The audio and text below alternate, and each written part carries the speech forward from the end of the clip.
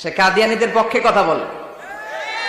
বিশ্বনবী যে শেষ নবী এটা ওরা স্বীকার করে না।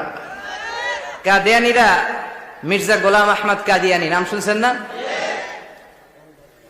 পাঞ্জাবে তার জন্ম। এই বেয়াদবটা প্রথমে দাবি করেছে আমি শেষ নবী, এরপর সে দাবি করেছে আমি ইমাম মাহাদি, এরপর দাবি করেছে আমি ঈসা আলাইহিস সালাম। এই বেয়াদবটা পায়খানার ট্যাঙ্কি ভাঙ্গা এরপরে পড়ছে, ওইটার ভিতরে গু খাইয়া মরছে। নবীরা যেখানে মারা যায়, নবীরা পবিত্র, নবীরা যেই জায়গাটায় মরে ওই জায়গাটাও পবিত্র। বিশ্বনবী পবিত্র না? বিশ্বনবী মা আয়েশার ঘরে ইন্তেকাল করলেন, ওই জায়গাটা পবিত্র না? গোটা বিশ্বের নবী প্রেমিক লোকেরা বিশ্বনবীরে সালাম দিতে যায়, মসজিদে নববীতে সালাত করতে যায়। চিল্লাই কোন ঠিক কিনা? নবীরাও পবিত্র, নবীরা যেই জায়গায় মরে এরাও পবিত্র।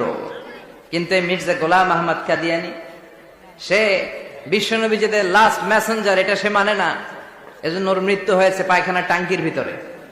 100 বছরের পচা ময়লা গু খাইতে খাইতে ও দুনিয়া থেকে বিদায় নিয়েছে। মেথর আনা হয়েছে কে উঠানোর জন্য, উঠায় উঠায় উঠায় ফেলবে, ধরবে আবার থপাস করে পড়ে। আল্লাহকে জনমের গু খা। সাবস্ক্রাইব করে পাশে থাকুন।